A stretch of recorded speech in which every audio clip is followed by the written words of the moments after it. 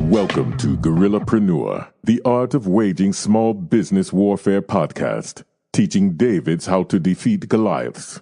Now here's your host, Mark Anthony Peterson.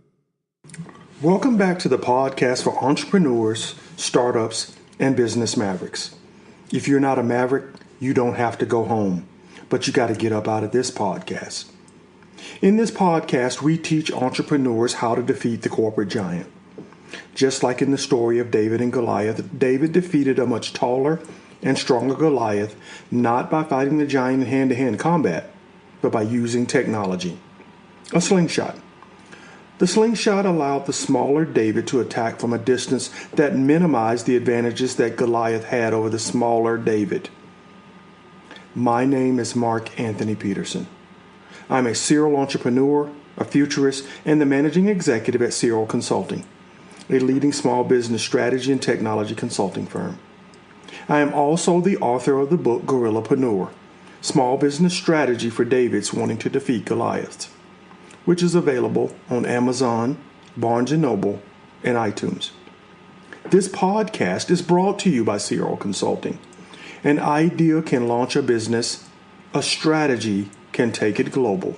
Today's episode is a Guerrillapreneur news episode. News about the sharing, gig, and circular loop economies that is expected to grow to $335 billion by 2025. In today's episode, we have some very interesting news. Airbnb may help you with your mortgage. The empire strikes back again in the gig economy. Pop-up hotels will make the red-hot real estate market even hotter. So let's start with what's first in Guerrillapreneur News. The empire strikes back. Part 2. Facebook and Amazon are getting into the gig economy. Now, back in September of last year, I told you about IKEA when they bought TaskRabbit to help with their delivery and setup of their furniture. Thought it was a smart move and predicted that more mainstream economies will be diving into the gig economy, where Facebook and Amazon have done just that. Facebook is adding a marketplace tab to its social media platform, allowing individuals to link up with their partners Handy, Home Advisor, and Porch to bring cleaning and other services to that tab. Amazon has hired a crew of cleaners for a Seattle area pilot that kicked off in March. And Walmart, not to be outdone, has partnered with Handy on furniture installation and assembly, matching the IKEA TaskRabbit combination. So as I predicted, you'd see more mainstream companies partnering with these mavericks to give them the capability to play in the gig economy. And I think you're going to continue to see more of that. So if you're a mom and pop business, you got to figure out how to tap into these gig resources and expand your services so that you don't get squeezed out. If you're a restaurant, you're going to have to figure out how to partner with these delivery services to get your goods delivered to the front door of your consumers. You can't assume just because you're local, they're going to come sit down in your restaurant. They've stopped eating at places like McDonald's. They've stopped eating at other chain restaurants, preferring to have the food delivered through services like Uber Eats. You're going to have to tap into it. If you're in rural markets, you're going to have to create your equivalent of Uber Eats before they get there in order to cement your place in the market. Now is a fantastic time for big and small to compete. But you can't sit back and let these trends happen around you and not tap into them to stimulate future business growth. What's second in Guerrillapreneur news? Fat Llama. I just love saying that name. What a cool name for a startup. Fat Llama, the Airbnb of renting almost anything, just raised $10 million. Now, I told you guys about Fat Llama last year. These guys have set up a platform that allows you to share just about anything in your house. Need a drill? Need a vacuum? Need a blender? You can share all of that on their platform. And here's the really cool thing about it. They are fully insured to give everyone access to these shared items without having to take a lot of risk. So your neighbor doesn't return that drill, you're fully insured. And you can replace that drill and continue to participate on their platform. Now, Fat Llama takes a small cut from both the borrower and the lender, and their lenders are making some great money. Some of them are earning as much as $10,000 per month in rental income, while they estimate that their borrowers on the platform have saved an estimated $12 million per month. That's cool. This is another one of those areas where I think the empire is going to strike back. Retailers aren't going to accept less sales because people are sharing more. They're going to jump in and offer the same sort of services to their consumers. Rent. It's not uncommon. They've gotten unique and creative and innovative in the past when they had layaway. So I expect players like a Sears or J.C. Penney's, if they were still into tools, and others to offer up the same sort of platforms to give their customers the ability to pay by the service or pay by the drink in order to get access to these tools. So let's look out for that. Third, in Guerrillapreneur news, I want to talk about a speed bump to the gig and sharing economy.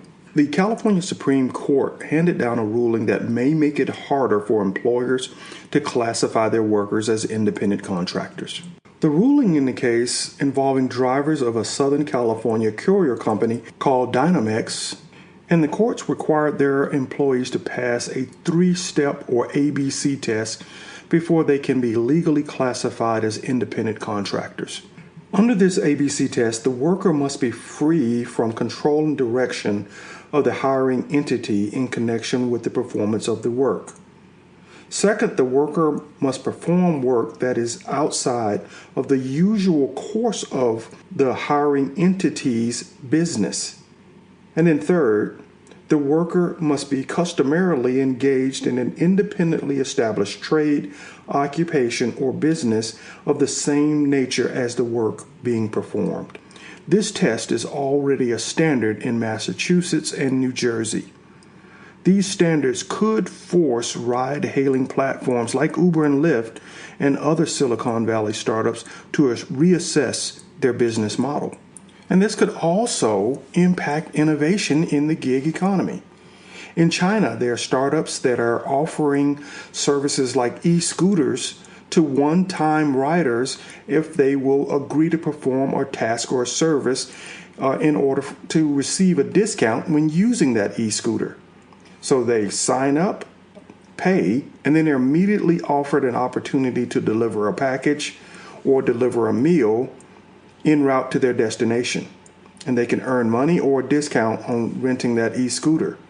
If this standard were applied, companies like that could not operate in California, Massachusetts, and New Jersey.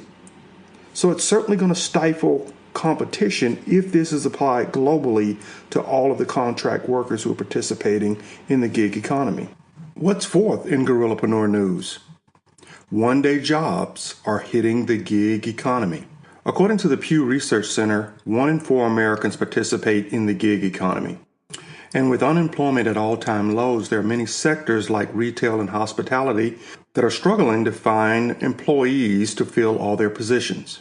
Enter companies like Snagwork and other new platforms that are acting as go-betweens, allowing users to pick up open shifts from retailers, restaurants, and hotels that have gaps in their schedules. Critics of the approach complain that when you have a pool of gig workers ready to fill open shifts, it discourages hotels, restaurants, and others in the hospitality space from hiring full-time workers with benefits. Despite that criticism, There are lots of new companies that are emerging that are offering temporary one-day jobs. Instacart, TaskRabbit, Postmates, Lyft, and others have specialized in providing temporary short-term employment that are giving individuals more options and different ways to work. There are implications for those of you who listen to this podcast who are startups and small businesses. This is going to make it more difficult for you to find workers. This flexibility gives those individuals the ability to work when they want, earn what they want, and then stop working. If you're going to compete, you're going to have to make the pivot and learn how to adapt and grab some of these workers and integrate them into your business model. What's fifth in Guerrillapreneur news? Uber is going multimodal, and it could have huge implications for the future. Uber just launched Uber Pool in Sydney, Australia, which gives you the option of sharing your car with someone else and receiving discounts as deep as 50% on that standard trip. That's huge. Essentially, Uber is creating on-demand public transportation. Not a new concept. There are bus lines in America that do that today, where you can book a ticket on a bus heading in a certain direction and they'll pick you up and integrate you into their travel destination. But what's cool about Uber's multimodal approach is that they're going to integrate different types of transportation. An e-bike, an autonomous vehicle, a bus or a taxi, or an Uber ride can all be integrated into the Uber Pool app, giving you multi-modes to travel between point A and point B. So you can all see where this is headed. Uber could end up running all transportation, public transportation, for your local city, town, or village. This would put them in charge of integrating your payments across all these different modes as you move from job to home or to travel destinations. You'd be able to pay with the Uber Pool app even when you use a taxi. This is huge because it's going to open the door to more efficiently manage driverless vehicles, because you will have a central hub that will orchestrate traffic flow and payments, making it easier to overlay security and safety protocols when you add autonomous vehicles. So I'm smelling a strategy shift. Uber is no longer in the car ride hailing business. They're in the transportation business. And that implies that they will move even beyond moving passengers from point A to point B and possibly even attack freight, where they could crowdsource the delivery of packages using Uber drivers or even manage the workflow of autonomous drivers when trucks are introduced to that platform. What's sixth in Guerrillapreneur news? A startup creates pop-up hotels in apartment buildings. According to TravelWeekly.com, Y Hotel announced that it had secured $4 million in seed funding to expand its venture, which temporarily creates luxury hotels in newly finished but unleased apartment buildings. Y Hotel successfully operated a 50-unit apartment building in Washington, D.C. for about 5 months in 2017. They plan to operate a second pop-up hotel with about 158 units in Baltimore this year. The president and co-founder of Y Hotel, Bao Wang, explains that the company operates in the apartment building and gradually moves out as the apartments are leased. Now check this out. Guests are guaranteed consistent quality in each of the units as the buildings are brand new. The guests can get amenities like rooftop terraces and pools, and they can also choose from full-service luxury hostel stays that include daily cleanings and other amenities of a traditional hotel or a reduced home sharing rate with a one-time cleaning fee. That's pretty cool. As the president and co-founder Mao Vong explains, you get the comfort of living at home with the quality of a luxury hotel and someone to be there 24/7 if you need it. So this is kind of like Embassy Suites, but on steroids. You actually are living in an apartment with luxury style amenities. That's a real tough competitor to Airbnb, particularly in some of these cities where people want to travel. And the rooms offer all the latest technology and amenities. They come with free Wi-Fi, And instead of having phones, they have Amazon Echo devices that the guests can use to stream music or call the front desk. Now, Y Hotel will be a fully licensed hotel, but they're going to list all of their properties on home sharing websites such as Airbnb, HomeAway, and VRBO. Now, don't think the giants are going to sit back idly and watch this happen. Marriott has announced that they're going to get into the home sharing business as well. Marriott International has teamed up with Hostmasters to announce a collaboration to introduce a new home rental venture under Marriott's Tribute Portfolio Homes brand. They're running a 6-month pilot with more than 200 curated homes in London that will be available to rent on the Tribute Portfolio Homes website. Now, the average rate of the rentals will be somewhere between $280 and $351 per night for a 1 or 2 bedroom home. And the listing will range from avant-garde penthouse to a comfortable flat with a corner balcony. Sounds posh. Now, Hostmasters is a London-based Airbnb management company, so it'd be interesting to see how this plays out and how Airbnb reacts to this new partnership. Because I've long predicted that over time, Airbnb is going to do what Amazon had to do, which is eventually own and operate its own facilities. And that's exactly what seems to be occurring here.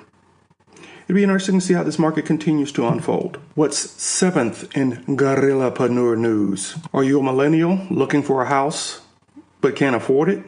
Or have an existing house and have a mortgage that's upside down? Well, guess what? The gig economy is on its way to save the day. Startups and established gig companies like Airbnb are finding ways to help you with your mortgage. Guys, now check this out because I think it is hot. Loftium, a Seattle-based startup, will contribute to a buyer's down payment in exchange for Airbnb income. According to a story from fastcompany.com, Loftium is working out a partnership with these homeowners that if they will agree to welcome Airbnb guests for up to 3 years, Loftium will provide them the down payment for their home. Wow. According to the article, Loftium has closed on nearly 50 homes, according to the company's co-founder and CEO, Yifeng Zhang. Other startups are jumping into this market. HomeFundMe, for example, helps homeowners crowdsource down payment funds from family members, friends, and employers. Point, a San Francisco-based startup, buys equity from existing homeowners and then cashes out when they sell the home. Startups like these could reverse the declining home ownership rate in America. The national home ownership rate now stands at 62.7%. That's down from 68.8% in 2005, and millennials appear to be the driving factor. Companies like Loftium could reverse that trend and give more people the option to own a home in exchange for providing Airbnb income to those startups. That is hot. Now, don't think you existing homeowners have been left out because there are options for you too. Airbnb has teamed up with Quicken Loans, Citizens Bank, and Better Mortgage to offer existing homeowners the opportunity to refinance their mortgage. Airbnb has essentially provided a letter of credit to these institutions, proving that the homeowners have Airbnb income from that property. The second option is to sell a portion of your home's equity to Point, that San Francisco-based startup that I mentioned earlier that's backed by Airbnb's former CFO, Lawrence Tulsi. Point has bought equity in approximately 100 homes year to date. And with $150 million in newly committed capital, they plan to buy equity in 1,500 more homes. Point cashes out when the customer refinances or sells the home. These are some creative solutions that are going to get more millennials into the market and change how the real estate market works. This is some really, really exciting stuff. Guerrillapreneurs, thank you for listening to this episode of Guerrillapreneur News. News about the sharing, gig, and circular loop economies. Remember, we're on Patreon, patreon.com/guerrillapreneur. Help us achieve our mission of putting a Fab Lab in the Black Belt South in Selma, Alabama. Also, help us support the Selma Business Pitch Contest, which is going to be on December the 8th, 2018 in Selma, Alabama at Edgewood Elementary School. Follow me on Facebook, Instagram, and Twitter at Guerrillapreneur. Guerrillapreneur. Guerrillapreneur. Guerrillapreneurs. Scott Sullivan said it best in episode 7. Be a mace. Sharpen those spikes. And remember, if you're not breaking something, your company might be the next thing that gets broken. Thank you for listening to the Guerrillapreneur, the Art of Waging Small Business Warfare podcast. If you enjoyed this podcast, you may also enjoy the book Guerrillapreneur, Small Business Strategy for Davids Wanting to Defeat Goliaths, available on Amazon, Barnes & Noble, and iTunes. Follow Mark Peterson on Facebook, Instagram, and Twitter at Guerrillapreneur. Now I want to close with a quote from the great Chinese military strategist Sun Tzu. Victorious warriors win first and then go to war, while defeated warriors go to war first, then seek to win. Keep fighting, guerrillapreneurs.